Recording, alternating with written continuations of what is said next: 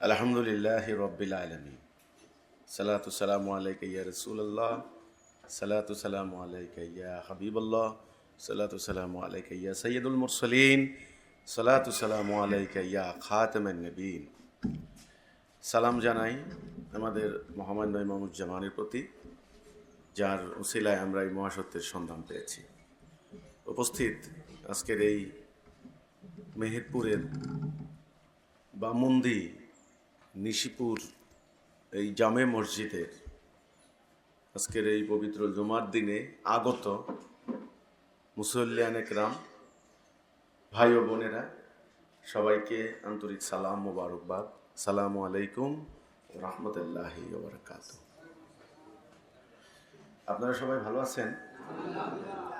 জুমার দিনটা আমরা কিভাবে কাটাই, কিভাবে আমরা এই দিনটার কর্মসূচি পালন করি, এর আকিদা কি, আমি প্রথমে আপনাদেরকে এই প্রসঙ্গে কয়েকটি কথা বলতে চাই।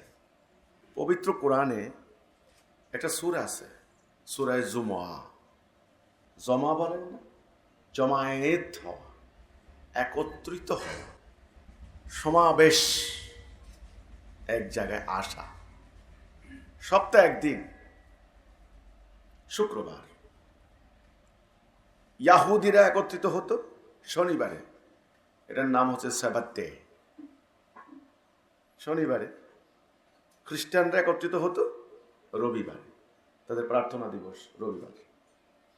নবী করিম সাল্লাল্লাহু আলাইহি সাল্লাম যখন মদিনা কেন্দ্রিক একটা সভ্যতার ভিত্তি স্থাপন করলেন, যেই সভ্যতার গোড়া ছিল লা ইলাহা ইল্লাল্লাহ, আল্লাহর হুকুম বিধান ছাড়া কারো হুকুম বিধান মানব না, আল্লাহর আনুগত্য ছাড়া কারো আনুগত্য করব না। ওই আল্লাহর সভরেন্টি ভিত্তিক যে সভ্যতাটা গড়ে উঠেছিল মদিনাকে কেন্দ্র করে, সেখানে আল্লাহ সুবহানাহু ওয়া তাআলা ঠিক করে দিলেন মোমেনদেরকে, তোমরা শুক্রবার সাপ্তাহিক সমাবেশ একত্রিত হবে। তো কথা হচ্ছে, যে কোনো আমল কার জন্য? মোমেনের জন্য। মোমেন ছাড়া অন্য কারোর জন্য আমলের আদেশ আছে? জুমার সালাহ, এখানে প্রতিদিন 5 ওয়াক্ত নামাজ, আমরা যেটা বলি 5 বার, দৈনিক 5 বার, সপ্তাহে একদিন শুক্রবার। এই জমায়েতের উদ্দেশ্য কি? একটা উদ্দেশ্য আছে না? প্রত্যেকটা কাজেরও তো একটা উদ্দেশ্য আছে, ইসলামেরও একটা উদ্দেশ্য আছে। এই জমায়েতের উদ্দেশ্য কি? এমনি এমনি কি ঐক্যবদ্ধ হবে? বিভিন্ন জায়গা থেকে মুসল্লিরা এসে এক জায়গায় জড়ো হবেন কেন? একটা উদ্দেশ্য আছে। আল্লাহ সুবহানাহু ওয়া তাআলা কোরআনেই বলেছেন সূরা জুমাতে যে, হে মুমিনগণ, যখন সালাতের জন্য আহ্বান করা হয়, ডাক দেওয়া হয়, আল্লাহর স্মরণে ধাবিত হও। ফাসাউ ইলা যিকরিল্লাহ, আল্লাহর স্মরণে দাখিল হও, জিকিরে, আল্লাহর স্মরণে। সালাত যখন সমাপ্ত হবে, তোমরা আল্লাহর অনুগ্রহ অনুসন্ধানের জন্য বেরিয়ে পড়ো, বেচা কিনা বন্ধ করো। খুব ইম্পর্টেন্ট কথা এখানে। এই জুমার সালার বৈশিষ্ট্য হচ্ছে অন্যান্য নামাজের থেকে, যে এই দিন আল্লাহ স্পেশালি বলছেন তোমরা আল্লাহ স্মরণে ধাবিত হও, বেচা কিনা বন্ধ করো, ব্যবসা বাণিজ্য আজকে সীমিত করো, বন্ধ করো। তার অর্থ হচ্ছে আজকে অনেক কাজ আছে, অনেক কর্তব্য আছে, অনেক কর্মসূচি আছে। জুমার একটা কর্মসূচি। এই জন্য নবী করিম সাল্লাল্লাহু আলাইহি ওয়াসাল্লাম এই জুমার দিনে বিশেষভাবে তিনি আসতেন, তিনি হাত পায়ের নখ কাটতেন, এটা সুন্নত। তিনি ভালো করে খেলাল করতেন, মানে ব্রাশ, খুশবু লাগাতেন, জামা কাপড় ভালো পরে তিনি জুমার দিন আসতেন। আসার সময় খোঁজ খবর নিতেন, যাওয়ার সময় খোঁজ খবর নিতেন। সেজে গুজে সুন্দর হয়ে মোমেনরা এই জুমার সালাতে একত্রিত হতেন খুশবু লাগিয়ে। তাইলে মোমেনদের একত্রিত হওয়ার পেছনে, একত্রিত করার পেছনে আল্লাহর একটা উদ্দেশ্য আছে। রাসূল খুতবা দিতেন। এই খুতবা যিনি দেন তিনি খতিব, বক্তব্য। খুতবা দেওয়ার সময় রাসূলের চেহারা মুবারক কেমন হতো, এটাও হাদিসে এসেছে। তিনি যেন শত্রুর বিরুদ্ধে লড়াইতে আহ্বান করছেন লোকদেরকে, এমন চক্ষু লাল হয়ে যেত, হাত উপরের দিকে উত্থিত হতো, চোয়াল শক্ত হয়ে যেত। তিনি তখন খুব জোরে বক্তব্য দিতেন। তাহলে খুতবা হবে জোরে সোরে, বলিষ্ঠভাবে, দুর্বলভাবে হবে না। খুতবা দিবেন খতিব, মুসল্লিরা ঘুমাবে, এটা কোনো জীবন্ত জাতির খুতবা হতে পারে না। জুমার খুতবার স্টাইলটাই আলাদা। হাদিসে এসেছে রাসূল যখন খুতবা দিতেন তখন রাসূলের অবস্থা কেমন থাকতো, মনে রাখতে হবে আমাদেরকে, ইসলাম একটা জীবন দর্শন, জীবন ব্যবস্থা, একটা জীবন আদর্শ, আল্লাহ কর্তৃক প্রেরিত, আল্লাহ পাঠিয়েছেন। এই জন্য এটার নাম দ্বীনুল হক, সত্য জীবন ব্যবস্থা। আর ইবলিস মানব জাতিকে একটা দিকে পরিচালিত করবে, বাম দিকে। ইবলিসের তৈরি একটা বিধান আছে না, শয়তানের বিধান, যেটা মানুষ অনুসরণ করলে শয়তানের দাসত্ব করা হবে, ইবলিসের আনুগত্য করা হবে। তো কাজে আমার কথা হচ্ছে যে মানব জাতির উচিত হচ্ছে মানুষ আল্লাহর খলিফা, আল্লাহর প্রতিনিধি, মানুষ আল্লাহর দাসত্ব করবে, আল্লাহর খেলাফত করবে, আল্লাহর প্রতিনিধিত্ব করবে।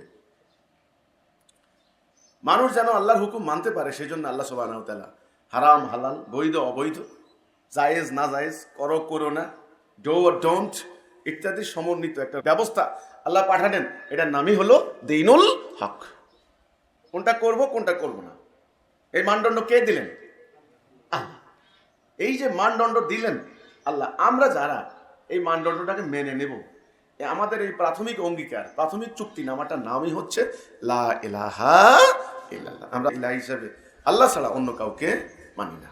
এখন যে জুম্মাটা হচ্ছে সারা পৃথিবী বা মুসলমানদের, ওই শুক্রবার ঠিকই আছে, ওই খুতবা হচ্ছে, এই নামাজও হচ্ছে, কিন্তু জুমার যে আকীদাটা ছিল সেই আকীদাটাই গায়েব হয়ে গিয়েছে।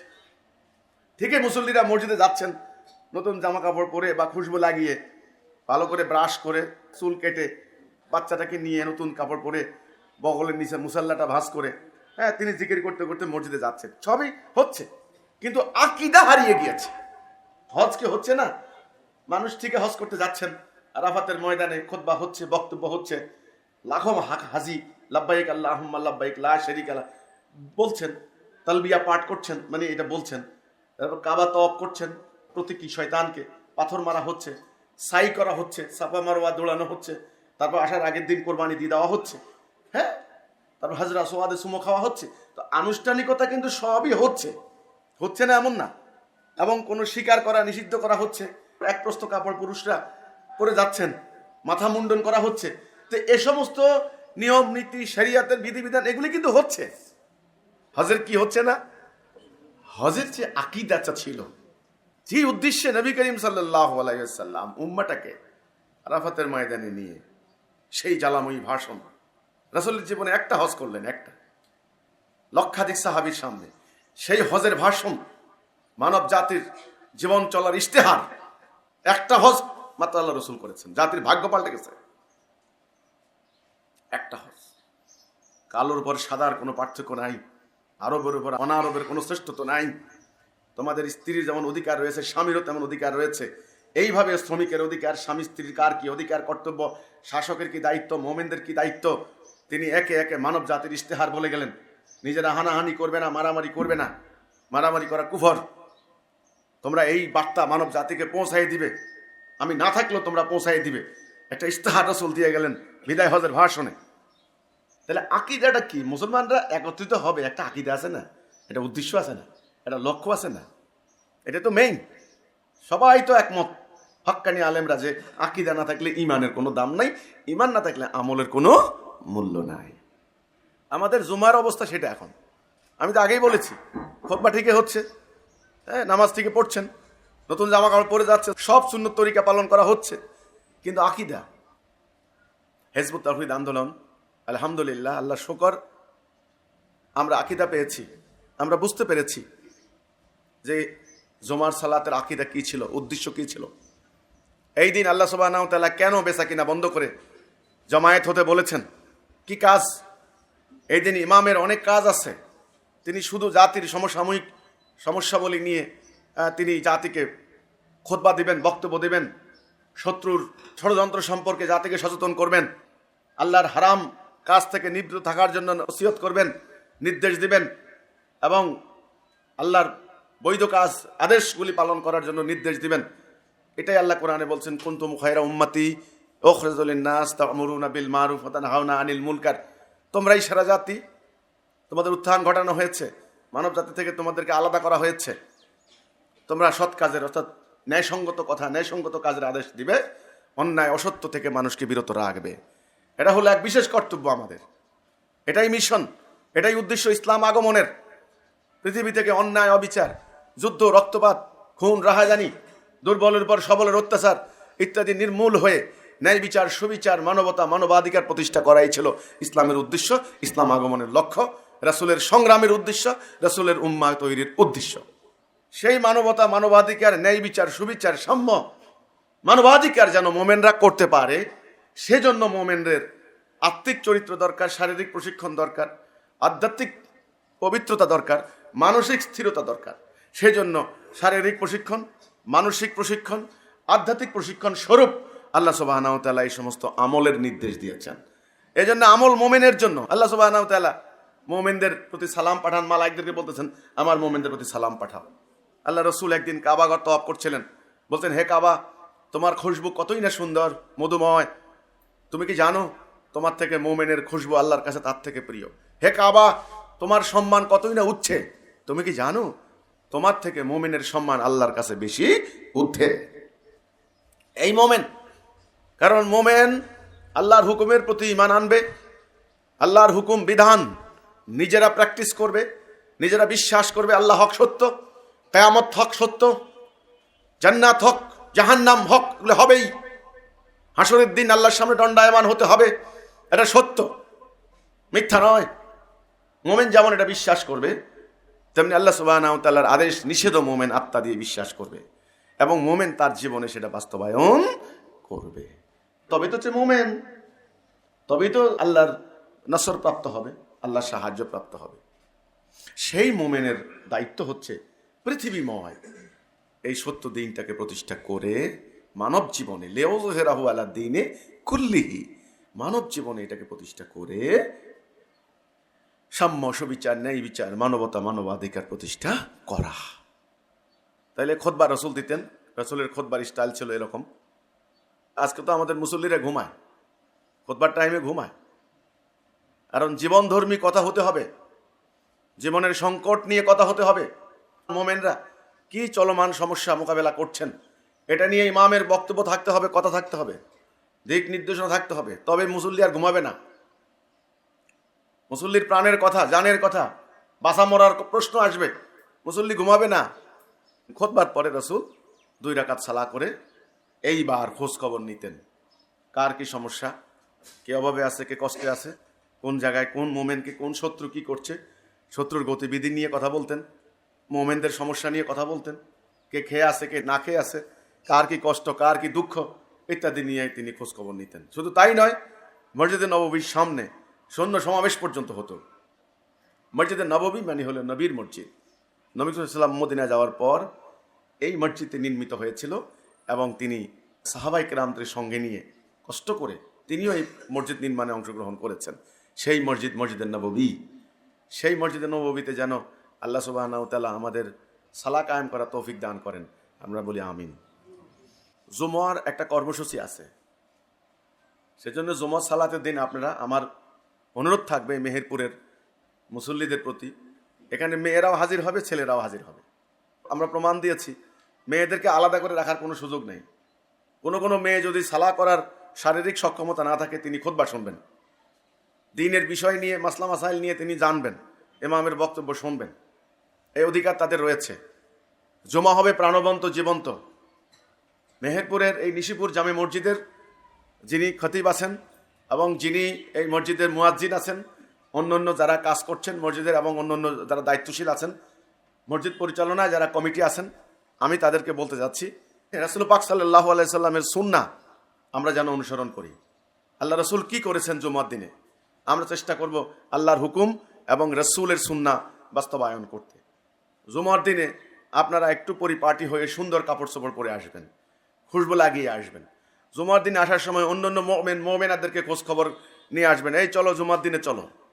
আরে ভাই, সারা সপ্তাহে তো ব্যস্ত থাকেন, কাজকর্ম করেন, হাট বাজার, ব্যবসা বাণিজ্য, ক্ষেত খামার, সারা সপ্তাহে তো থাকেন ব্যস্ত, ব্যস্ত তো শেষ নাই। হ্যাঁ, মানুষ তো ছুটবে কবর পর্যন্ত। আলহাকুমুত তাকাসুর হাত্তা যুরতুমুল মাকাবির কাল্লা সাওফা তা'লামুন সুম্মা কাল্লা সাওফা তা'লামুন কাল্লা লাউ তা'লামুনা ইলমাল ইয়াকিন। এই যে আল্লাহ বললেন, আরে মানুষ ছুটতেছে তো ছুটতেছে পাগলের মতো, ধন সম্পদ দুনিয়া এর পিছনে ছুটতেছে, কবর পর্যন্ত ছুটবে, কোনো বিরতি নাই, বিরাম নাই। আল্লাহ বললেন থামো, পাগলের মতো এত দৌড়াইও না, থামো থামো, চিন্তা করো তোমার দায়িত্ব কি, তোমার কর্তব্য কি। তোমার যদি নিশ্চিত জ্ঞান থাকতো তুমি পাগলের মতো ছুটতে না, অন্ধের মতো এক পেশে। এই জন্য দুনিয়াতে দুই হাত রূপক অর্থে বলা হয় দুই হাত। আচ্ছা, এই হাতটা কে বানিয়েছে? এই হাতটা কে বানিয়েছে? আল্লাহ। দুটোই তো আপনার শরীরের অঙ্গ নাকি? একটারে আপনি কাটা ফেললে আপনি বাঁচতে পারবেন বা আপনার খুব রিল্যাক্স হবে নাকি? নো, দরকার হলে আপনার দুই হাত, যেমন আমি পবিত্র কোরআনটা আমি ধরলাম, আমার দরকার হয়েছে দুই হাত, আমি দুই হাত দিয়ে ধরলাম। তা আমার দুই হাতে তো এখানে গুরুত্বপূর্ণ, কোনোটা কম কোনোটা বেশ আছে নাকি? হ্যাঁ, কোনো একটা শক্তির কাজ করতে গেলে দুই হাতে দরকার হয়, কোনো টানতে গেলে দুই হাতের দরকার হয়। আমরা মুসাফা করতে গেলে দুই হাত দিয়ে মুসাফা করি। কিন্তু এখানে দুই হাত, দুই হাতে দুইটা নাম রাখা হয়েছে, ডান বাম। এটা হাতের নাম কি? ডান হাত। এই হাতের নাম কি? বাম হাত। এই ডান বাম এর রূপক অর্থ, এর অর্থ হচ্ছে দুনিয়াতে তোমার সামনে দুটো জিনিস থাকবে, সত্য মিথ্যা, ন্যায় অন্যায়, বৈধ অবৈধ, আল্লাহর হুকুম ইবলিসের হুকুম, তুমি কোনটা নিবে? এই জন্য বলা হয়েছে সমস্ত বৈধ কাজ, আল্লাহর অনুমোদিত সমস্ত কাজ, হালাল কাজ, সমস্ত কিছু ডান দিক থেকে শুরু করতে হয়। রাস্তা হাঁটতে ডান দিক থেকে হাঁটতে হয়, আছে না? জামা পড়তে হয় ডান পা আগে দিতে হয়, মসজিদে ঢোকার সময় ডান পাটা আগে দিতে হয়, জুতোটা পরার সময় ডান পাটা আগে দিতে হয়। এই যে ভালো কাজ করার সময় ডান, এটা কেন? ডাইন বাম দিয়ে বোঝানো হয়েছে দুনিয়াতে তোমার সামনে দুটো জিনিস থাকবে, সাবধান, তুমি বাম দিকে যাবে না। অর্থাৎ অন্যায়, অবিচার, অশান্তি, ইবলিসের আনুগত্য করবে না, ইবলিসের খেলাফত করবে না, ইবলিসের হুকুম মানবে না, তাহলে তোমার জীবনে থাকবে অন্যায়, অবিচার, অশান্তি। তোমরা ঘুমাতে পারবে না, এক ভাই আরেক ভাইয়ের সাথে শত্রুতা করবে, এক প্রতিবেশী আরেক প্রতিবেশীর বিরুদ্ধে ষড়যন্ত্র করবে, সন্ত্রাস করবে, হানাহানি করবে, জুলুম করবে, রক্তপাত ঘটাবে, কেউ কোটি কোটি টাকার মালিক হবে আর কেউ না খেয়ে থাকবে। এটা আল্লাহ চান না। বনি আদম আল্লাহ নিজ হাতে বানিয়েছেন, আল্লাহর রূহ, আল্লাহর খলিফা হিসেবে আল্লাহ মনোনীত করেছেন। আল্লাহ চান এই আদম সন্তানরা যেন সুখে থাকে, শান্তিতে থাকে। তবে আল্লাহর সঙ্গে ইবলিসের চ্যালেঞ্জে আল্লাহ জিতে যাবেন। যারা এই পৃথিবীতে আল্লাহকে জিতাবে, অর্থাৎ এই পৃথিবীর জীবনে অন্যায়, অবিচার, অশান্তি নির্মূল করে দিয়ে ন্যায় বিচার, সুবিচার, মানবতা, মানবাধিকার, নিরাপত্তা প্রতিষ্ঠা করবে, নারীদের অধিকার ফিরিয়ে দেবে, শিশুদের অধিকার ফিরিয়ে দেবে, অর্থাৎ জাতি, ধর্ম, বর্ণ যাই বলেন, পুরো মানব জাতিকে যদি শান্তির মধ্যে আপনি রাখেন, আল্লাহর খেলাফত করেন, সেই লোকদেরকে আল্লাহ মোমেন হিসেবে জান্নাতে দাখিল করবেন। এখন শান্তির লক্ষ্যে কাজ না করলে, সমাজ পরিবর্তনের কাজ না করলে, এই সমাজের মানুষ কি খায় না খায়, কোথায় আসে না আসে, আমার এত টেনশন নাই, আমার নিজের হলেই হলো, এরকম স্বার্থপর আত্মকেন্দ্রিকের নামাজেরও দরকার নাই, রোজারও দরকার নাই, হজেরও দরকার নাই। আমার কথাকে তো টুইস্ট করা হয়, আমি বলি একটা, প্রচার করে আরেকটা। আমি বলেছি আগে ইমান, তারপরে আমল। ইমানবিহীন আমলের কোনো মূল্য নাই। নামাজ আমল, রোজা আমল, হজ আমল, আমল আগে ইমান, লা ইলাহা ইল্লাল্লাহ, আল্লাহর হুকুম বিধান ছাড়া কারো হুকুম বিধান মানি না। আমার এই কথাটাকে টুইস্ট করে প্রচার করলো কি, হিজবুত তৌহিদের ইমাম বলেছে নামাজ রোজার দরকার নাই। যে কোনো একজন ধর্মপ্রাণ মানুষ আল্লাহরে বিশ্বাস করে, আরে গুনাগাটি যাই করে নামাজ তো পড়ে, এই লোকটা শুনলে উত্তেজিত হবে না? আমাকে গালি দিবে না যে কি জালেম বাইরে রে, ইসলামের শত্রু, এই বেলে নামাজ রোজার দরকার নাই, এই বেলে নামাজ স্বীকার করে না? এইভাবে প্রত্যেকটা কথাকে টুইস্ট করা হয়েছে। আমি বলেছি একটা, প্রচার করছে আরেকটা। নামাজ তো সারা দুনিয়াতে লক্ষ লক্ষ মসজিদেই হচ্ছে, তাহলে আমরা আবার এখানে মসজিদে আলাদা করার দরকার কি ছিল? হ্যাঁ দরকার, মানব জাতিকে বলতে হবে, দেখুন এই যে জুমার কার্যক্রম, তারা প্রথমে ভুল বুঝেছে আমাদেরকে, তারা প্রচার করেছে আমরা নামাজে পড়ি না, এটা মিথ্যা কথা, এটা একেবারে মিথ্যা কথা। আমরা বলেছি, আল্লাহ সুবহানাহু ওয়া তাআলা বলেছেন অনুসরণ করো তাদের যারা কোনো বিনিময় নেয় না এবং যারা নিজেরা হেদায়েতের মধ্যে আছে। সূরা ইয়াসিনের 21 নম্বর আয়াত। খুতবা নিয়ে মতভেদ আছে আমাদের ফকিদের মধ্যে, খুতবা আরবিতে হবে না যার যার মাতৃভাষায় হবে। বহু ফকি মত দিয়েছেন যে যার যার মাতৃভাষায় খুতবা দেওয়া যাবে, কিন্তু খুতবা দিতেই হবে। সালাত 2 রাকাত যেমন বাধ্যতামূলক, খুতবাও কিন্তু বাধ্যতামূলক দিতেই হবে। এখন প্রশ্ন হচ্ছে খুতবাটা আরবিতে হবে নাকি যার যার মাতৃভাষায় হবে? অনেক ফকি মত দিয়েছেন যে রাসূল যেহেতু আরবিতে খুতবা দিয়েছেন, সেজন্য আরবিতেও খুতবা রাখতে হবে, আরবিতে খুতবা দেওয়া সুন্নত। সেজন্য আমরা আমাদের জমে মসজিদগুলোতে আমরা আরবি খুতবার আগে আমরা মাতৃভাষায়, আমাদের ভাষায় সহজ সাবলীল করে, আমরা ভালো করে বুঝার মতো করে আমরা খুতবা দিচ্ছি। আরে ভাই, ন্যায় অন্যায় যদি সে না বুঝে মোমেন মোমেনারা, তাহলে মানবে কি করে? প্রয়োজন হলে আঞ্চলিক ভাষাতেও বুঝাবেন, কোনো অসুবিধা নেই, এটাও খুতবার একটা অংশ। যার যার মাতৃভাষা প্রথম বুঝাবেন, বুঝানোর পরে তারপরে সুন্নত পালনার্থে আরবিতে খুতবা দিবেন। আরবি খুতবার মধ্যে আমরা ঠিক করেছি প্রথমে আল্লাহর প্রতি প্রশংসা, আল্লাহর শ্রেষ্ঠত্বের প্রশংসা, এটা আমাদের অংশ খুতবার মধ্যে থাকবে। নবী করিম সাল্লাল্লাহু আলাইহি সাল্লামের প্রতি দরুদ এবং সালাম, নবীর পরিবারের প্রতি এবং সাহাবা আজমাইনের প্রতি, মুহাজির আনসারদের প্রতি এবং বিশিষ্ট তাবিঈনদের প্রতি বা অন্য আমাদের সালাম থাকবে। তারপরে যেদিন যে বিষয় আলোচনা হবে সেটার সঙ্গে সম্পর্কিত বিষয় কোরআনের আয়াত এবং ওই সম্পর্কিত গুরুত্বপূর্ণ কিছু হাদিস। যেই কোনো আমল করার আগে আকীদা পরিষ্কার করে নেবেন। আকীদা মানে কি? সম্যক ধারণা, সামগ্রিক ধারণা। এটা মোস্ট ইম্পর্টেন্ট। জানা আগে না কাজ আগে? আমার সামনে ধরেন একটা বস্তু, দুইটা বস্তু, দ্বিতীয় আরেকটা বস্তু, আরেকটা বস্তু, আরেকটা বস্তু, এগুলো বস্তু, একটা বস্তু। এখন বলুন তো দেখি, আমি এই জিনিসগুলি সম্পর্কে তো আগে জানবো নাকি, তারপরে ব্যবহার করব। যদি আমার পড়ার দরকার হয়, রিডিং গ্লাস লাগবে, দেন আমি এটা হাতে নেব। আমি কি পড়ার জন্য এটা নেব? Reading glass. আমি জানি এটা শব্দ বড় করে দেখার জন্য, ওকে, এটাকে বানানো হয়েছে এই জন্য। তাহলে আগে জানা না আগে কাজ? আগে জানা। এই জিনিসটা কি জন্য? যোগাযোগ স্থাপনের জন্য। কারোর সঙ্গে কথা বলতে হলে এটাকে আমি হাতে নেব। যখন দেখব কয়টা বাজে, তখন আমি সঙ্গে সঙ্গে হাতে দেখব ঘড়ি আছে কয়টা বাজে। তাইলে এটা হলো টাইম দেওয়ার জন্য, এটা হলো শব্দ বড় করার জন্য, এটা হলো পোডিয়াম দাঁড়িয়ে কথা বলার জন্য। এইভাবে আগে যে কোনো জিনিস, যে কোনো ব্যাপারে আগে জানবেন, জানার পরে কাজ। কাজ মানে আমল। কাজ কিন্তু সব কাজে কাজ না। আল্লাহ কিন্তু আমলের সালে হিসেবে কবুল করবেন না। আরেকজনকে গালি দিচ্ছেন অন্যায়ভাবে, এটাও তো একটা কাজ, কিন্তু আল্লাহ ওটা নিবেন না। সব কাজ কাজ না। ওই বাম দিকে যাওয়া যাবে না, আমি বাম দিয়ে ডান দিয়ে বুঝাইলাম, মনে আছে কথাটা? আমলের সালে হচ্ছে সেই আমল, যে আমল আল্লাহ সুবহানাহু ওয়া তাআলা আদেশ দিয়েছেন, বৈধ, মানবতার কল্যাণে, মানুষের উপকার হয়, সমাজের উপকার হয়, দেহের উপকার হয়, আত্মার উপকার হয়, মনের উপকার হয়, সমাজের কল্যাণমূলক কাজ, এগুলোই হচ্ছে আমলে সালেহ। ডাইন বাম আপনাকে দেওয়া হয়েছে দুনিয়াতে, আপনি স্বাধীন। তেঁতুলের বীজও আপনাকে দেওয়া হয়েছে, আমের বীজও দেওয়া হয়েছে, আপনি কি লাগাবেন এটা আপনার ব্যাপার। ওই যে একটা কাটা গাছ হয় আপনাদের এখানে, দুত্রা গাছ হয় একটা, আছে না? হ্যাঁ, দুত্রা গাছ হয়, কাটা গাছ হয়। আমি ওই যে গতকালকে কৃষি জমি পরিদর্শন করতে গেলাম, গম, মুসুরির ডাল, ভুট্টা, তো দেখলাম হাঁটার সময় পায়ের মধ্যে কি একটা গুতা লাগে, কাটা লাগে। পরে আমাকে বললেন সাবধানে হাঁটবেন, এখানে আরেকটা গাছ আছে, কাটা গাছ। আল্লাহ সুবহানাহু ওয়া তাআলার সৃষ্টি, আপনি কি করবেন? এক বডির মধ্যে ডাইন হাত আর বাম হাত, এটা পরীক্ষা। অর্থাৎ ন্যায় অন্যায় আপনাকে পথ চলতে হবে। এই দুনিয়ার জীবন আমাদের পরীক্ষা, মনে রাখতে হবে। আমরা এমনি এমনি আসি নাই, টেস্টের জায়গা, পরীক্ষার হল। 3 ঘন্টা পরীক্ষা দেওয়া হবে এখানে, কাগজ দেওয়া হবে, কলম দেওয়া হবে, স্বাধীন আপনাকে দেওয়া হয়েছে, ঘন্টা দেওয়া হবে সময় মতে, কাগজ নিয়ে পরে মূল্যায়ন করা হবে।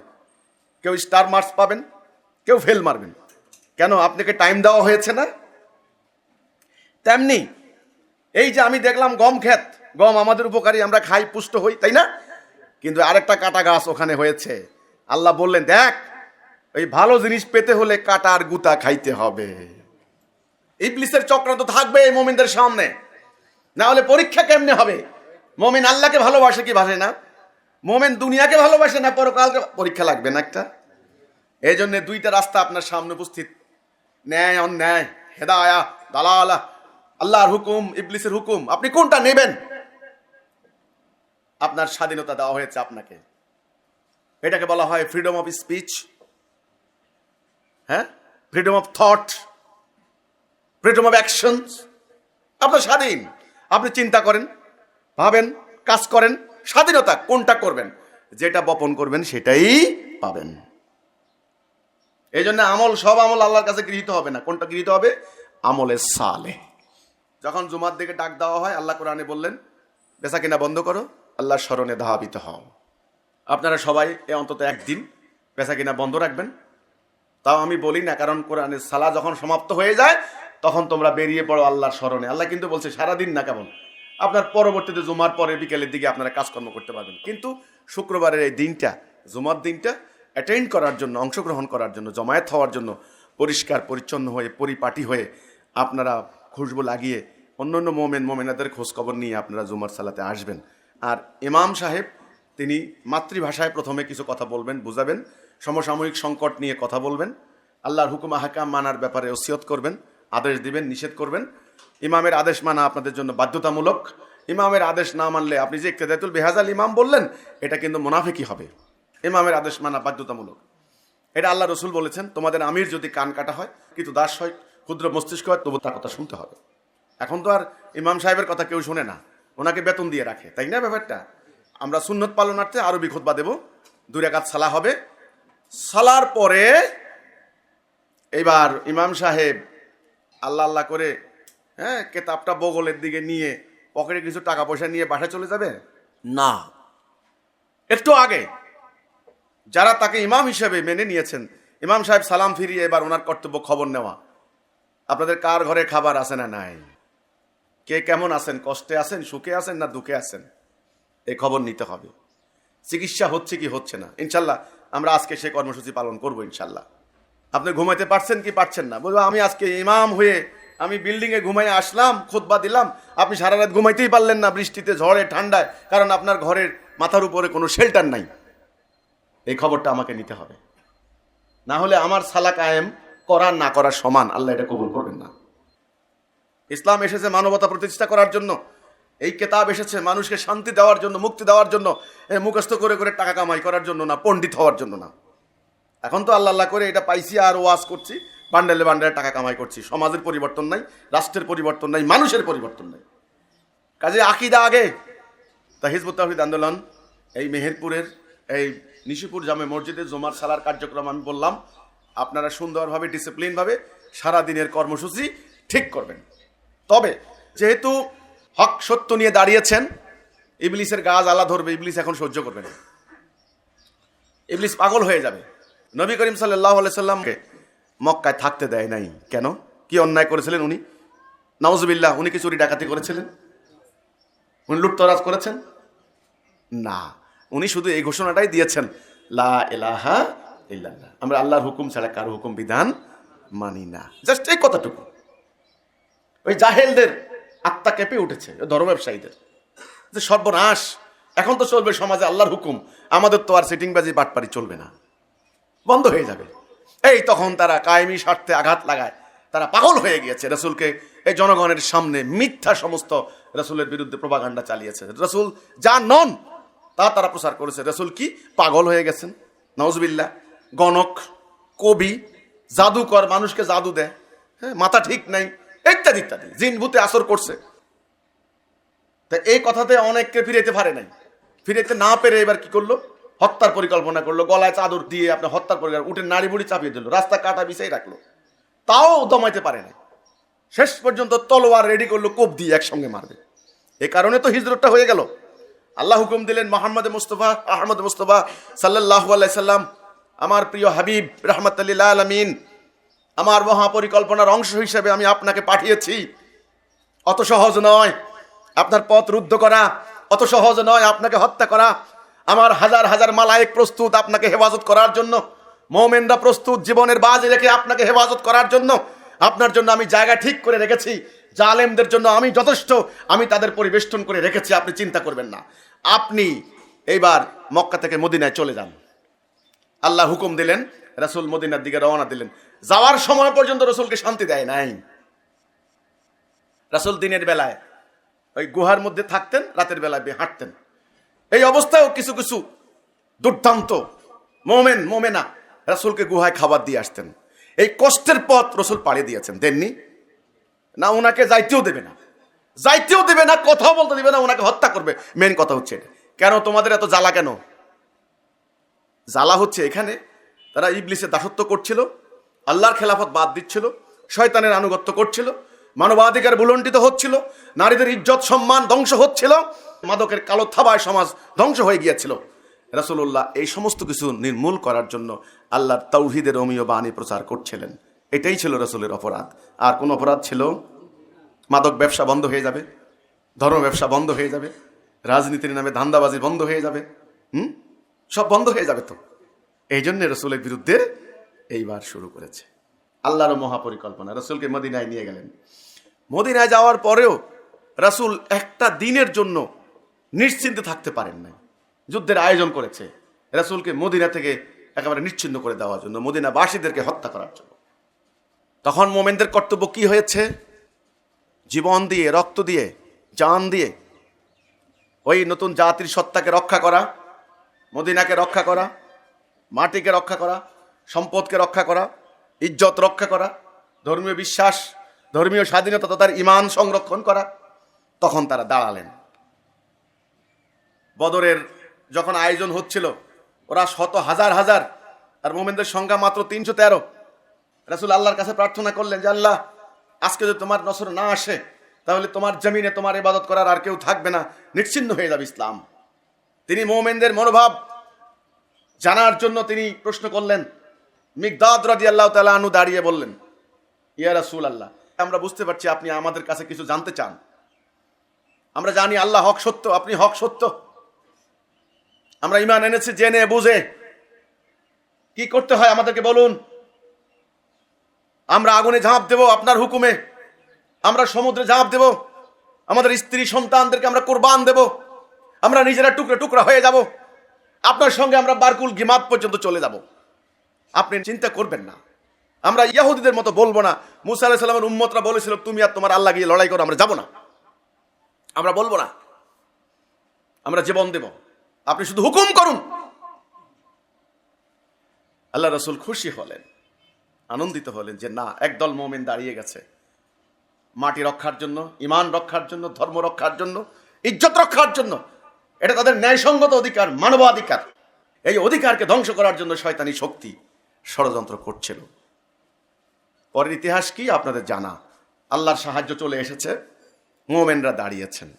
আমার বাড়ি নোয়াখালীর সোনাইমুড়ি। আমি মসজিদ বানাচ্ছিলাম এই জুমা সালা করার জন্য। তারা প্রচার চালিয়েছে আমি নাকি গির্জা বানাচ্ছি ওখানে। গির্জা ভাঙো, খ্রিস্টান মারো। আপনারা এখানে নামাজ পড়তে আসছেন নাকি মূর্তি পূজা করতে আসছেন? আপনারা বলুন তো। আচ্ছা, মূর্তি পূজা হইলে আপনারা কি দেখবেন না? আপনারা কি আল্লাহ না করে, সবাই তো মানসিকভাবে সুস্থ, চোখে দেখেন, জ্ঞানী লোক, শিক্ষিত লোক। আমি কি বলি, কি করি আপনারা কি দেখবেন না? আমি কি এই নিশিপুরের এই মসজিদে যা খুশি তা কি করতে পারবো আপনাদের সামনে? আমার আল্লাহ কি আমাকে ছাড়বেন? আমার বাড়িতে আমি এই জুম্মা করার জন্য আমি মসজিদ বানাচ্ছিলাম, প্রসাদ চালাই দিল কি গির্জা বানাচ্ছে। গির্জা ভাঙো, খ্রিস্টান মারো মিছিল করে এসে এই মসজিদকে ভাঙা হলো। দুইটা ভাইকে হাতের কাছে পেয়ে জবাই করে দিল, হাত পায়ে রক কেটে নিল, চোখ তুলে নিল, পেট্রোল দিয়ে ডেড বডি জ্বালিয়ে দিল। মানুষ তো বুঝতে পারে নাই। মসজিদে মাইকিং করে দিছে, হাজার হাজার মানুষ তাদের মধ্যে প্রচার করছে কি ওখানে মুসলমান আর খ্রিস্টানের মধ্যে জেহাদ চলছে, জেহাদে যোগ দাও, আসো সবাই জেহাদে যোগ দাও। মানুষ সবের উদ্দেশ্যে জেহাদে যোগ দিয়েছে, তাদের কথিত জেহাদ। কিন্তু এটা ছিল একটা গুজব, একটা মিথ্যা প্রপাগান্ডা, একটা ইবলিসের ষড়যন্ত্র, শয়তানের চক্রান্ত। মানুষ বুঝতে পারে নাই। এখন সেখানে 5 তলা মসজিদ 3 তলা হয়ে গিয়েছে। প্রতি জুমাতে আমি উপস্থিত থাকলে প্রায় 1000-এর উপরে মুসল্লি হন। বহু লোক এসে আমার সামনে বলছেন, ইমাম আমাদেরকে মাফ করে দিয়ে না, আমরা বুঝতে পারি নাই, এই জায়গায় আমি ছিলাম, এই পাথরটা আমি মারছিলাম, এই ঘরে আগুন যখন জ্বলছিল আমি আপনার ঘরের এই কোনায় ছিলাম, আপনার লোকদের যখন জবাই করে তখন আমি এই সামনে ছিলাম, ইমাম বুঝতে পারি নাই। আমাদেরকে বলছে যে সব হবে, খ্রিস্টানদেরকে মারতে যাও। আমরা তো মনে করছি সাধারণ মানুষ, খেতে খামারে কাজ করি, নামাজ রোজা করতে পারি না, যাক একটা জেহাদ পাইছি, মরলে মরলাম শহীদ, বাঁচলে গাজী, একটা সব কামাই যাই, এই জন্য আমরা আইছি। আমরা তো এখন দেখতেছি আমরা প্রতারিত হয়েছি। ওরা তো আমাদেরকে মিথ্যা কথা বলে প্রতারিত করেছে। আমরা তো ভুল করেছি, আসলে আমরা ভুল করেছি, আমরা গুনাহ করেছি, আমরা মাপ চাই। তা আমি বলেছি, আল্লাহ যখন কোনো বান্দার হৃদয় দেখেন যে সত্যি সত্যি সে সরি বলে, তওবা করে, আল্লাহ ক্ষমা করে দেন। যদি তুমি সত্যি সত্যি তওবা করো, যাও আমিও ক্ষমা করে দিলাম। আমার এই যা ক্ষয়ক্ষতি হয়েছে, আমার ভাইদের শাহাদাত অঙ্গহানি, আমাদের সম্পত্তি ধ্বংস, আমরা সেটা আল্লাহর ওয়াস্তে কোরবান করে দিলাম। আমরা এর বিনিময়ে আল্লাহর কাছে চাই, আমরা কোনো প্রতিশোধ চাই না। আজকের এই মেহেরপুরের এই নিশিপুরের এই মসজিদটা, এখানে জুম্মা হচ্ছে, এটাকে নিয়েও চলছে ষড়যন্ত্র। গত 1 সপ্তাহ থেকে ফেসবুকে দেখেন, হামলা করো, ধ্বংস করো, এই করো, সেই করো, সমস্ত মুসল্লিরা এক হও। কেন? আমি আমার মসজিদে নামাজ পড়বো, তোমার এত জ্বালা কেন, এত কষ্ট কেন? আমি অন্যায় কিছু বলি কিনা সেটা দেখো। বাংলাদেশের ধর্মীয় দল আছে 70টার উপরে।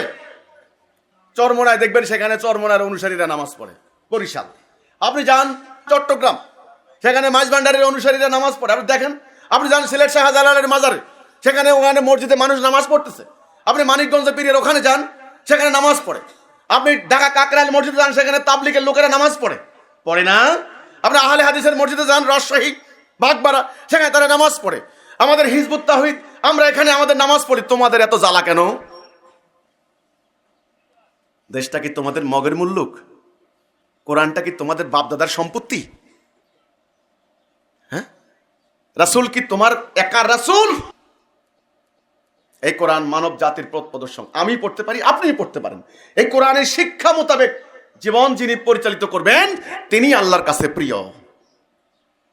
তো তাহলে আমার এখানে কথা থাকলো, যেই কোনো ধরনের ষড়যন্ত্রের বিরুদ্ধে আপনারা ঐক্যবদ্ধভাবে রুখে দাঁড়াবেন। কারণ আমরা কোনো অন্যায় করি নাই, কোনো আইন ভঙ্গ করি নাই, কারো অধিকারে হস্তক্ষেপ করি নাই। কেউ বলতে পারবে না কারো পথ রোধ করেছি। আমি যেখানে যাই আমার পিছে পিছে গিয়ে ষড়যন্ত্র পাকানো হয়, মিথ্যা প্রচার চালানো হয়। গতকাল আমি এখানে সংবাদ সম্মেলন করেছি বামন্দিতে, প্রায় সকল মিডিয়ার, প্রিন্ট ইলেকট্রনিক্স মিডিয়ার সাংবাদিকরা এসেছেন। আমার বক্তব্য জেনে নিয়েছেন, রেকর্ড হয়েছে, লাইভ হয়েছে, লক্ষ লক্ষ মানুষ দেখেছে, সরকার দেখেছে, দেশের আইন শৃঙ্খলা বাহিনী দেখেছে। আমার তো গোপন কোনো কার্যক্রম নাই। তারা প্রশ্ন করেছেন আমাকে। কথা হচ্ছে ষড়যন্ত্র বন্ধ করার জন্য আমি তাদেরকে বলবো, মানুষকে শান্তিপূর্ণভাবে বসবাস করার জন্য সুযোগ করে দিন, না হলে আল্লাহ শেষ পর্যন্ত তোমাদেরকে বেজ্জতি করবে। আর আল্লাহ কোরআনে বলেছেন, লানাতাল্লাহি আলাল কাযিবিন, মিথ্যাবাদীদের উপর আল্লাহর লানাত। যারা আজকে অতিথির বৃন্দ আমাদের এখানে এসেছেন, আমি অনুরোধ করব, জুমার নামাজের পর আমাদের জুমার কর্মসূচি কি কি আপনারা দেখবেন, শুনবেন। একটা কথা আমি বলি, দূর দূরান্ত থেকে যারা আসেন, আপনারা যেখানে এখানে আসেন থাকেন, তারা হচ্ছেন মেজবান আর ওরা মেহমান। যদি কেউ আসেন তাদেরকে না খাইয়ে আপনারা যেতে দিবেন না। ধরেন 100 মাইল দূর থেকে একজন লোক আসছে আপনার মসজিদে নামাজ পড়তে, তাকে জিজ্ঞাসা করবেন, ভাই আপনি দুপুরে খাবেন কোথায়, খাওয়ার বন্দোবস্ত কি? আসেন আমার বাসায়, আসেন। কমবে না। একটা মাছ ভাই 2টা ভাগ করে খান, কমবে না ভাই, আল্লাহ বরকত দেবে। আপনার একদিন এক টুকরা খান না, আপনার জন্যই ভাত রান্না হয়েছে, ওকে, মাথা গরম করেন না। প্রতিদিনে তো এক বাটি খান, আর অর্ধেক বাটি খান, একটা ভাইকে খাওয়ান। এটা ইসলাম।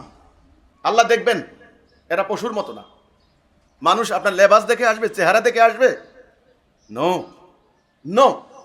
রাসূল এই চরিত্র, এই আদর্শ জাহিলি সমাজে প্রতিষ্ঠা করেছেন বিদায় ওই ঐক্যহীন আরব জাতি ঐক্যবদ্ধ হয়ে গিয়েছিল। হিংসুক আরব জাতি হিংসা ভুলে গিয়েছিল, শত্রু ভাই হয়ে গিয়েছিল। সভ্যতাহীন ভব্যতাহীন জাতি সভ্য হয়ে গিয়েছিল, নোংরা জাতি পরিচ্ছন্ন হয়ে গিয়েছিল, নোংরা। আরে আরব জাতি মিয়া মাসের পর মাস গোসল করতো না, ব্রাশ করতো না, অজু গোসল তো প্রশ্নই আসে না। আমার রাসূল ওদেরকে শিখাইলেন, এই ব্রাশ করো, মিসওয়াক করো। তখন গাছের ডাল, এখন তো আর উন্নত মানের অনেক ব্রাশ বেরিয়ে গেছে। রাসূল মিসওয়াক করা শিখালেন, গোসল করা শিখালেন, অজু করা শিখালেন, পরিষ্কার পরিচ্ছন্নতা শিখালেন, ডিসিপ্লিন শিখালেন, ঐক্যবদ্ধতা শিখালেন, যুদ্ধ শিখালেন। সমস্ত কিছু শিক্ষা দিয়ে জাহিলি সমাজকে তিনি পরিবর্তন করে দেননি। সেই আদর্শ আজ আমাদের কাছে থাকা সত্ত্বেও আজ আমরা মুসলমান পৃথিবীর নিকৃষ্ট জাতিতে পরিণত হয়েছি। কেন? আল্লাহ কয়জন? রাসূল কয়জন? কোরআন কয়টা? মুসলমান জাতি হবে কয় জাতি? এক জাতি না? এক জাতি, এক আল্লাহ, এক কোরআন, এক নেতা। আজকে মুসলমান হাজার হাজার ভাগে, তরিকায়, ফেরকায়, মাযহাবে বিভক্ত। এটা কেমন জাতি?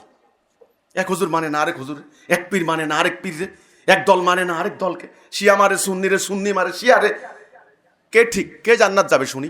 শিয়াও তো কয় আমি ঠিক, সুন্নি খারাপ। সুন্নি বলে আমি ঠিক, শিয়া খারাপ। কে জান্নাত যাবে শুনি? মুমিন যাবে। অন্য শত্রু এখন দরকার নাই। আমরাই নিজেদের মিথ্যা মামলা দিচ্ছি, নিজেদেরকে হামলা করছি, নিজেদের বিরুদ্ধে হ্যান্ডবিল লিখছি, বাস অন্য জাতি দেখে হাসতেছে। ভালো ভালো মুসলমান। আমরা মুসলমানের সমাজ, গ্রামে একটা খেলাধুলার আয়োজন করতে পারি না, লাগে মারামারি। একটা বিয়ে অনুষ্ঠানে যায়, করে মারামারি।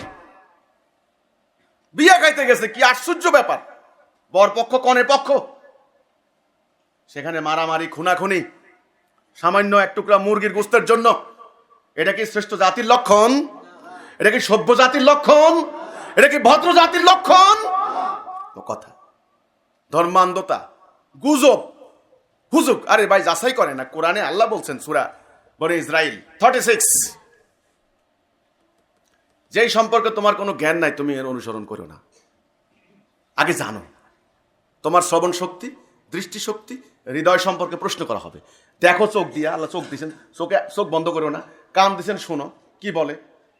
সূরা জুমারের 18 নম্বর আয়াত কোরআন, আল্লাহ বলছেন এই মনোযোগ সহকারে কথা আগে শুনবা, কানে তুলা লাগানোর জন্য কিন্তু আমি তোমাকে দেই নাই, শুনবা মনোযোগ সহকারে, এর মধ্যে যেটা উত্তম সেটা গ্রহণ করো। দেখেন, উত্তমটা গ্রহণ করবা, খারাপটা বাদ দিবা। আল্লাহ বললেন শুনো, দেখো, বুঝো কি বলে। শুনলাম না, বুঝলাম না, দেখলাম না, জানলাম না, হুজুরে কইছে দৌড় মার। এই দৌড়তেছে পাগলের মতো, ভাঙচুর, জ্বালাও পোড়াও, কি হয়েছে সব হইব। আরে ভাই, কারে মারলা, কারে জ্বালাইলা, কারে হত্যা করলা, কারে ধাওয়া করলা, তারে জিজ্ঞাসা করছো? আরে ভাই খুনি 100টা মার্ডার যে করে তাকেও আদালতে এই কথা জিজ্ঞাসা করে। এখন আমি রায় দিব, তোমার কিছু বলার আছে?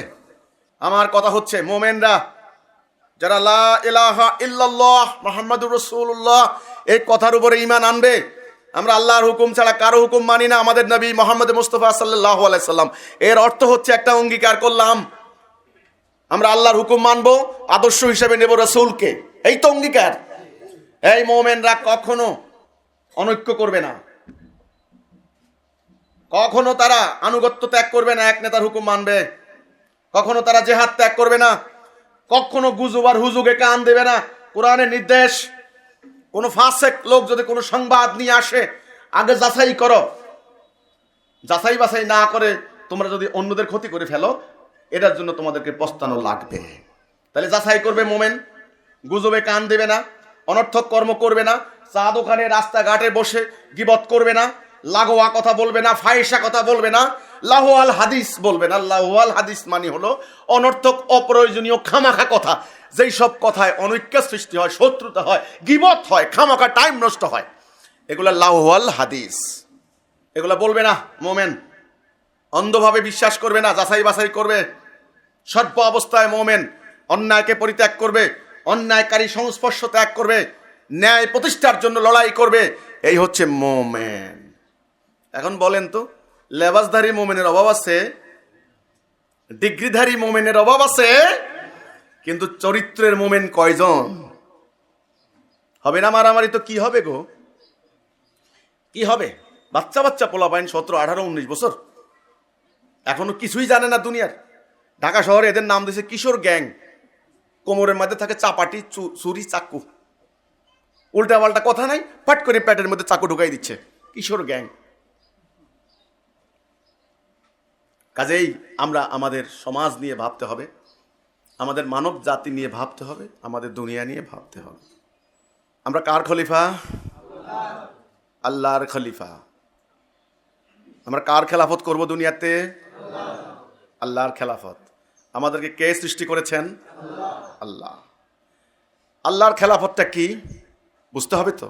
খলিফা মানে হচ্ছে প্রতিনিধি, রিপ্রেজেন্টেটিভ, আল্লাহর হুকুম দিয়ে এই দুনিয়াকে পরিচালিত করা। কেন করব, কি কারণে করব? আমি এই বস্তুটা এখানে আনলাম কেন? শব্দ যেন বড় করে। এটা হাতে দিলাম কেন? টাইম দেওয়ার জন্য। এখন বলেন আল্লাহর খেলাফত কেন করব? শান্তি, সুবিচার, ন্যায় বিচার, মানবতা, মানবাধিকার। দরজা খুলে ঘুমাবে, কোনো বস্তু হারানোর কোনো ভয় নাই। স্বর্ণের দোকান খুলে চলে যাবেন, কেউ চোখ তুলে তাকাবে না। একটা নতুন বউ, নববধূ স্বর্ণ অলংকার পরিত অবস্থায় সুন্দরী হেঁটে যাবে 1000 মাইল, ইজ্জত হারানোর ভয় নাই, সম্পদ হারানোর ভয় নাই। এটার নাম ইসলাম। এটার নাম কি? ইসলাম। এই ইসলাম কি আছে এখন? এই সমাজ কি আছে এখন? আমার প্রশ্ন উপস্থিত মুসল্লিয়ান ইকরামের প্রতি, নাই কেন গো? নামাজের অভাব, মসজিদের অভাব, আমলের অভাব, ডিগ্রির অভাব। আরে বাপ রে বাপ, বাংলাদেশের মাদ্রাসা এখন আর ডিগ্রি কুলায় না, এখন আল আজহার থেকে ডিগ্রি, দেওবন্দ থেকে ডিগ্রি, এই তেহরান বিশ্ববিদ্যালয় থেকে ডিগ্রি।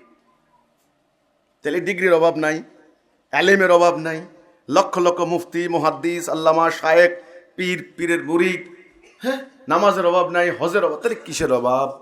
ঈমান এবং আকীদা, ইসলাম কি এবং কেন, এই কনসেপ্ট সম্যক ধারণা নাই। মানুষ যে আল্লাহর খলিফা, আল্লাহর প্রতিনিধি, মানুষকে পাঠানো হয়েছে আল্লাহর খেলাফত করার জন্য, এই আইডিয়া, এই কনসেপ্ট এই মুসলমানদের জানা নাই। আল্লাহর খেলাফত করব কি দিয়ে? আল্লাহর হুকুম দিয়ে, আল্লাহর বিধান দিয়ে, আল্লাহর আদেশ, আল্লাহর নিষেধ। এই আদেশ নিষেধের এই সামষ্টিক রূপটাই হচ্ছে কোরআন। আল্লাহর আদেশ নিষেধ মানার প্রাথমিক অঙ্গীকার, কন্ট্রাক্টটাই হচ্ছে লা ইলাহা ইল্লাল্লাহ। আল্লাহ, আমি তোমার হুকুম বিধান ছাড়া কারো হুকুম বিধান মানি না। এটা ঈমান, এটার পরে আমল। বুনিয়াল ইসলামে আলা খামসিন, ইসলামের বুনিয়াদ কয়টা? 5টা। 1 নাম্বারটা ঈমান, লা ইলাহা ইল্লাল্লাহ। না আগে 1 নম্বরে নামাজ, 1 নম্বর ঈমান। যার ঈমান আছে তার জন্য নামাজ, তার জন্য যাকাত, তার জন্য হজ, তার জন্য রোজা। আগে ঈমান আনছেন? ঈমান আনলে তো আপনারা এক জাতি হবেন, ভাই ভাই হবেন। আরে 100টা তসবিহ দানা একত্র করে কিসে? সুতা। সুতা কেটে দিলে কি হবে? বাস, বিচ্ছিন্ন বিক্ষিপ্ত হওয়া এই বনি আদমকে এক সুতায় আবদ্ধ করবে কিসে? এই সুতাটা কি? ঈমান, লা ইলাহা। এই যে কিছুক্ষণ পরে আমরা নামাজে দাঁড়াবো কাতার সোজা করে, কার সামনে দাঁড়াবো গো? আল্লাহর সামনে। মনে মনে আমরা কি ঠিক করবো? সামনে আমাদের কাবা। এই কাবা কি? ঐক্যের প্রতীক। ঐক্যের প্রতীক হচ্ছে কাবা। নিজেকে রুজ্জু করলাম ওই দিকে, আমি আল্লাহর দিকে, কাঁধে কাঁধ মিলে দাঁড়ালেন। আপনি কি জিজ্ঞাসা করেন যে এই তুমি কি টাকা পয়সা আছে নাকি, তুমি কি গরিব না ধনী? তুমি গরিব হও তো সরো এখান থেকে, কথা বলার অধিকার আছে? একথা বললে নামাজ হবে? নামাজ হবে? তাহলে ধনী গরিব, হ্যাঁ, কালা সাদা, খাটো লম্বা বেটে, উচ্চ বর্ণ বর্ণ নিম্ন বর্ণ সব এক কাতারে দাঁড়াচ্ছেন না? এটাই প্রমাণ ভাই ভাই। এরপরে ইমাম সাহেব যখন তাকবীরে তাহরিমা করেন আল্লাহু আকবার, সঙ্গে সঙ্গে আপনারা যখন হাত বাঁধেন, আপনারা কি দেখেন নাকি এই ইমামটা কি লম্বা না খাটো, ইমামটা কি মাদ্রাসা পড়ছে নাকি পড়ে নাই, না তাইলে আমি পড়ব না, এরকম কিছু বলেন? ইমামের সঙ্গে সঙ্গে আনুগত্য করেন। ইমাম রুকু দিলে রুকু দেন, ইমাম সেজদা দিলে সেজদা দেন, ইমাম সালাম ফিরাইলে সালাম ফিরান, ইমামের আনুগত্য করেন। এই যে ঐক্য শিখলেন, ভ্রাতৃত্ব শিখলেন, আনুগত্য শিখলেন, এটাই হলো ঈমানের শিক্ষা। ঈমানটা আগে আনেন। যারা ঈমানটা আনলো তার জন্য নামাজ। তাহলে এখন মুসলমানদের আসলে অভাবটা কিসের? সংখ্যার কোনো অভাব নাই। হ্যাঁ, এর সংখ্যা 160 কোটি। বাপরে বাপ। এলেমের অভাব নাই, লেবাসের অভাব নাই, হ্যাঁ, আল্লাহ আমাদের কোনো অভাব নেই, আমলেরও তো কোনো অভাব নাই। অভাবটা হচ্ছে আকীদা এবং ঈমান। আমরা এই কথাটাই বলছি। ঈমান আর আকীদা ঠিক হয়ে গেলে পুরা উম্মার চেহারা পাল্টে যাবে, ভাগ্য পাল্টে যাবে ইনশাআল্লাহ। মনে রাখবেন, আমাদের এই দুনিয়া পরীক্ষার জীবন, আমাদের প্রতিপক্ষকে ইবলিস। 3টা জিনিস খেয়াল রাখেন, আল্লাহ, আদম, ইবলিস। আল্লাহ বানালেন আদমকে, রু দিলেন, খলিফা হিসেবে নিযুক্ত করলেন, সূরা বাকারা 30 নম্বর আয়াত। তারপরে জান্নাতে থাকতে দিলেন, বাবা মা দুজনকে বললেন ইয়া আদম উসকুন আনতা, হে আদম, ও জাউজুকাল জান্নাতা কুলা মিনহা রাগাতাও হাইসু শিতুম ওয়ালা তাকরাবা হাযিহি শাজারাতা ফাতাকুনা মিনাজ জালিমিন। জালেম হয়ে যাবে, ওই গাছের নিকট যাবে না। তুমি আর তোমার বউ সুখে থাকো, শান্তিতে থাকো। শয়তান কি করলো? দুইজনকে ভুলাই দিল। আমরা দুনিয়াতে আসলাম, এমনি এমনি আসি নাই। বাবা আদম মা হাওয়া দুইজনে অনেক তওবা করছেন। রব্বানা যালামনা আনফুসানা ওয়া ইল্লাম তাগফির লানা ওয়া তারহামনা লানাকুনান্না মিনাল খাসিরিন। আল্লাহ রব, প্রভু, আমরা জুলুম করেছি আল্লাহ নিজেদের উপরে, আল্লাহ আমাদেরকে ক্ষমা করো আল্লাহ। তখন আল্লাহ বললেন ঠিক আছে আদম, তবে তুমি আর তোমার বউ এই জায়গায় আর থাকতে পারবা না, নামিয়া যাও, পরীক্ষা শুরু।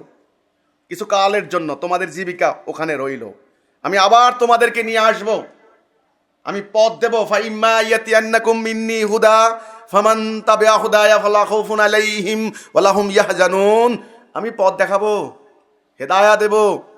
যারা আমার হেদায়ার এতায়া করবে, অনুসরণ করবে, কথা শুনবে আমার, তাদের কোনো ভয় থাকবে না। চলে আসলাম দুনিয়াতে, আল্লাহ হেদায়া দিলেন। এই হেদায়া, রাইট ডাইরেকশন, সঠিক পথ নির্দেশনা সূরা ফাতিহার মধ্যে আমরা প্রতি ওয়াক্ত সালার মধ্যে পড়ি, ইহদিনাস সিরাতাল মুস্তাকিম। আল্লাহ আমাদেরকে সিরাতাল মুস্তাকিমে হেদায়া দাও, প্রার্থনা করি আমরা। এই হচ্ছে হেদায়া, সঠিক পথ।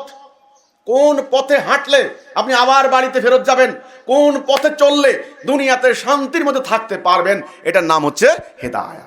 সেই হেদায়াটা হচ্ছে লা ইলাহা ইল্লাল্লাহ, আল্লাহর হুকুম বিধান ছাড়া কারো হুকুম বিধান মানি না। পরীক্ষা ক্ষেত্র বাস, ডাইনে আল্লাহর হুকুম, বামে ইবলিস, আল্লাহ ইবলিস, মধ্যখানে আমি আদম। কোন দিকে যাব? ওই যে ক্ষেত দিয়ে বুঝাইলাম, কাটার বীজও আছে, গমের বীজও আছে, কোনটা লাগাবেন আপনি খাবেন। কাজে বুঝে শুনে লাগান। এ বুঝে শুনে লাগানোর নাম আকীদা। আপনি যদি বলে কেউ, এই করিম বাজারে যা, দিলেন দৌড়, নো, থামেন, কেন যাব বাজারে, কি জন্য যাব বাজারে? বলে চাল আন। আচ্ছা ঠিক আছে, কত কেজি আনবো? আচ্ছা কি চাল, কাটারি বোক নাকি? জিজ্ঞাসা করেন, ভালো করে জানেন, বুঝেন কত কেজি, কোন মানের, কি ছোট না বড় না মোটা না চিকন, এটার নাম আকীদা। আগে ভালো করে বুঝেন, পাগলের মতো দৌড় দিয়ে না, দিতে পারবেন, অসুবিধা না। তো কাজে আগে বুঝা, আগে আকীদা, তারপরে আমল। আমল করেই যাচ্ছে, করেই যাচ্ছে, করেই যাচ্ছে, করেই যাচ্ছে। আমলের লক্ষ্য কি, উদ্দেশ্য কি, কিছুই জানে না, খবরও নাই। আমাকে জান্নাত নিবে কিসে? ইমানে না আমলে? ইমানে। এক লেখেন, শূন্য দেন, কত হইল? আরেকটা শূন্য দেন, কত হইল? আরেকটা শূন্য দেন, কত হইল? এক না থাকলে শূন্যের দাম আছে? একটা হচ্ছে ইমান। রাসূল বলেছেন, মান কালা লা ইলাহা ইল্লাল্লাহ ফাদাখালাল জান্নাহ। যে বলল লা ইলাহা ইল্লাল্লাহ, সে জান্নাত যাবে। রাসূলের কথা, আমার কথা না। এই লা ইলাহা ইল্লাল্লাহ মানেই হলো সমাজে চলবে আল্লাহর হুকুম, আমি মানবো আল্লাহর হুকুম, বাস। এবার আল্লাহর হুকুম, আল্লাহর বিধানটা কি? মিথ্যা কথা বলো না, সত্য কথা বলো, মিথ্যা সাক্ষী দিও না, নিজের আপন জনের বিরুদ্ধে, এমনকি নিজের আত্মার বিরুদ্ধে হলেও সত্য কথা বলো। ঘুরাইয়া পেঁচাইয়া কথা কইও না, টুইস্ট করো না, চুরি করো না, ডাকাতি করো না, মাদকের কাছেও যাইবা না, অশ্লীলতার ধারে কাছেও যাইবা না। এগুলা কার হুকুম? আল্লাহর হুকুম। মদ খাইও না, সুদ খাইও না, এগুলা কার হুকুম? আল্লাহর হুকুম। তো আল্লাহর হুকুমটা কি তাহলে? এখন বলেন তো আমাদের এই মুসল্লিরা আল্লাহর হুকুম মানে না ইবলিসের হুকুম মানে? বস, এবার নামাজ পড়ে না, আমার কোনো আপত্তি নেই। এখন আমি যখন এবার বলি তোমরা আল্লাহর হুকুম মানো না, ইবলিসের হুকুম মানো, তোমাদের আমল হবে না। এইবার আমার বিরুদ্ধে বলছে আমল করি কোনো লাভ নাই, ও বলে কি নামাজ পড়ে কোনো দরকার নাই। আমি কি কথা বলছি? আল্লাহর হুকুম, ওয়াতাসিমু বিহাবলিল্লাহি জামিআন ওয়া লা তাফাররাকু, ফারাক হইও না, তোমরা ঐক্যবদ্ধ থাকো। আছেন ঐক্যবদ্ধ? মাপে কম দিও না। আকিমুল উজনা, আকিমুদ্দিন, আকিমুস সালাহ শব্দটা কিন্তু একই। সালাহ কায়েম করো, যাকাত দাও, ওজন কায়েম করো, দিন কায়েম করো। আকিমুস সালাহ, আকিমুদ্দিন, আকিমুল উজনা শব্দটা কিন্তু কায়েম, কায়েম, প্রতিষ্ঠিত করা। কি প্রতিষ্ঠিত করবেন? সালার চরিত্র, নিজেদের চরিত্রে সালার গুণ, সালার অ্যাট্রিবিউটস। দিন কি? আপনার জীবন কেমনে চলবে, আপনি কি মিথ্যা কথা বলবেন না সত্য কথা বলবেন, এইটা। ওজনের সঠিক মাত্রা দাও, আল্লাহর দেওয়া নির্দিষ্ট নিয়ম প্রতিষ্ঠা করো, ভালোর সঙ্গে খারাপ মিশাইও না, মালের গুণাগুণ গোপন করিও না। এখন তো আপনারা বড় মুসল্লি, আমি কথা কইলে তো সব আমার দোষ, আমার নামে মিছিল করা শুরু করে দেয়। একটা পণ্য বানানো হয়েছে আমাদের বাংলাদেশের কেরানীগঞ্জে, made in Jinjira, made in Keraniganj, নিচে দিয়ে লিখে দিলেন মেড ইন জাপান। এত বড় প্রতারণা যে কাস্টমারের সঙ্গে করলেন। আপনারা না মুসল্লি, যান না কেরানীগঞ্জ, দেখবে দাড়ি, বাপরে বাপ, এক একটা মসজিদ কোটি কোটি টাকা খরচ করে মসজিদ কমিটির সভাপতি, ইমাম সাহেবের বেতন চলে এই কোম্পানির টাকা দিয়া। কেন এত হিম্মত নাই? কেন মেড ইন কেরানীগঞ্জ লিখলেন না কেন? দুনিয়ার মানুষ দেখুক, জার্মানি থেকে, জাপানি থেকে, ইংল্যান্ড থেকে, দক্ষিণ কোরিয়া থেকে আমার পণ্য উত্তম, কারণ আমরা মুমিন। এই কথা লেখার মুরদ নাই। কেরানীগঞ্জে বানাইয়া লেখে made in Japan, made in Korea. মুসল্লি কাস্টমারের লাগে প্রতারণা করলেন না? কাস্টমারের দোকানদার কয় কি, আপনি কি জাপানি নেবেন নাকি বাংলাদেশি নেবেন? জাপানি দেন। বাস, বাংলাদেশিও লেখা আছে, জাপানি। আসলে এটা জাপানি না, এটা কেরানীগঞ্জের তৈরি করা।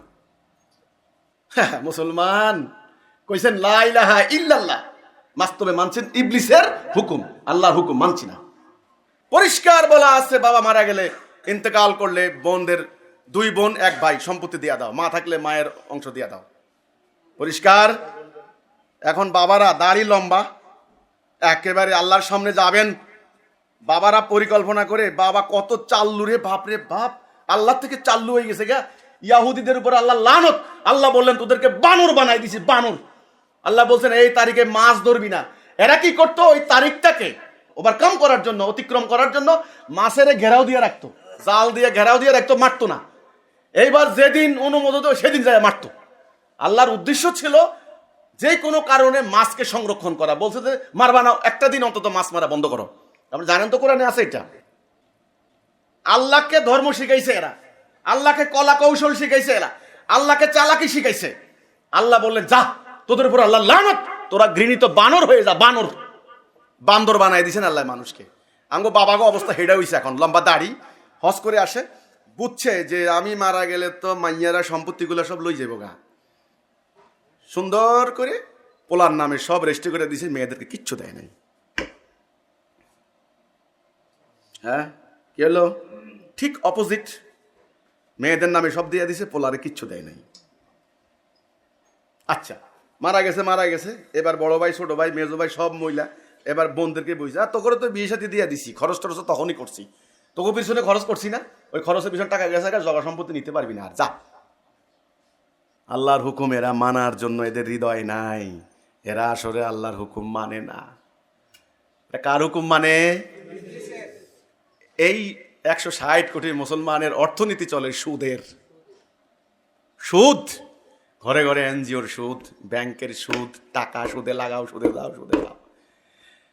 আল্লাহর সাহায্য, আল্লাহর নসর দুনিয়াতেও তো পাচ্ছেন না, জান্নাত কি করে আশা করতে পারেন? এই কথাই আমরা বলেছিলাম, আমরা আল্লাহর হুকুম মানছি না, আল্লাহর দাসত্ব করছি না, আল্লাহর আনুগত্য করছি না, আল্লাহর হুকুম মানছি না। আমরা মানছি আসলে ইবলিসের, খেলাফত করছি ইবলিসের হুকুম। আল্লাহর মানছি না, মানছি শয়তানের, মানব রচিত। কাজে আমাদেরকে আল্লাহ আর সাহায্য করবেন না। আমাদের এই নামাজের দিকে আল্লাহ চেয়ে দেখেন না, আমাদের এই হজের দিকে আল্লাহ চেয়ে দেখেন না। এই জন্য দুনিয়াতে সব জাতির হাতে মার খায় মুসলমান। সবচাইতে অশান্তি এদের সমাজে, চুরি ডাকাতি খুন খাদ্যে ভেজাল। আপনি ইয়াহুদির দেশে যান, আপনি কানাডায় যান, জার্মানি যান, ফ্রান্সে যান, খাদ্যের ভিতরে এত ভেজাল কেউ দেয় না, এরা দেয়। এরা দেয় একটা শিশু খাদ্য, নিষ্পাপ মাসুম বাচ্চা, 6 মাসের বাচ্চা খেয়ে বাঁচবে, শিশু খাদ্যের ভিতরে এরা বিষ দেয়। এরা মুসলমান। আপনি বলতে পারেন আমি বলবো না, আমাকে হত্যা করবেন, আপনিও বাঁচবেন না, আমিও সারা জীবন বাঁচবো না। আল্লাহর সামনে আপনিও দাঁড়াবেন, আমিও দাঁড়াবো, আমাকে শহীদ করবেন, করেন। আমি বলবো আল্লাহ সুবহানাহু ওয়া তাআলা তুমি হুকুম দিয়েছ তোমার ইবাদত করার জন্য, তোমার খেলাফত করার জন্য, তোমার আদেশ মানার জন্য। এরা প্রতারণা করেছে তোমার সঙ্গে, তোমার রাসূলের সঙ্গে, তোমার হুকুম মানে নাই। এই কথা বলার কারণে জনগণের মধ্যে আমার ব্যাপারে নেতিবাচক অপপ্রচার, প্রপাগান্ডা চালিয়েছে। আমাকে মানুষের মধ্যে ইসলামের শত্রু, কোরআনের শত্রু, ইয়াহুদি খ্রিস্টান ইত্যাদি বলে মানুষের মধ্যে প্রচারণা চালিয়েছে। আমাকে হামলা করেছে, আমাকে আহত করেছে, আমাদের ভাইদেরকে শহীদ করেছে, আমাকে শহীদ করেছে। দেখো আল্লাহ সুবহানাহু ওয়া তাআলা, তখন তুমিও পালাতে পারবে না। এই কথাটাই আমি বলেছি। এখন আমাদের আন্দোলনের এক দফা এক দাবি, সেটা হচ্ছে সমগ্র মানব জাতিকে একটা কথার উপরে ঐক্যবদ্ধ হতে হবে, লা ইলাহা ইল্লাল্লাহ। এনাফ ইজ এনাফ, যথেষ্ট হয়েছে, আর না। জমিন কার? আল্লাহর, কোনো রাজা বাদশার নয়। জমিন চলবে আল্লাহর হুকুমে। আল্লাহর একদল মুমিন দাঁড়িয়ে গিয়েছে এই জমিন আল্লাহর খেলাফত করার জন্য, আল্লাহর হুকুম মানার জন্য, আল্লাহর দাসত্ব করার জন্য। ইনশাআল্লাহ আল্লাহ আমাদের সঙ্গে থাকবেন। এই জুমার নামাজ, এই ন্যায়ের কথা, হকের কথা যেন না হতে পারে, এখানে ইবলিস পাগল হয়ে যায়। সে ষড়যন্ত্র করবে ওই মদিনার রাষ্ট্রের মতো। তোমরা তখন জানের বাজি নিয়ে দাঁড়াবে, দাঁড়াবে না? ইনশাআল্লাহ। এ তোমাদের ঈমান রক্ষার সংগ্রাম, মাটি রক্ষার সংগ্রাম, ইজ্জত রক্ষার, ধর্ম রক্ষার, তোমাদের সম্পত্তি হেফাজত করার সংগ্রাম। এই তোমাদের ন্যায়সঙ্গত অধিকার, এটা মানবাধিকার, আত্মরক্ষার এই অধিকার কেউ রক্ষাইতে পারবে না।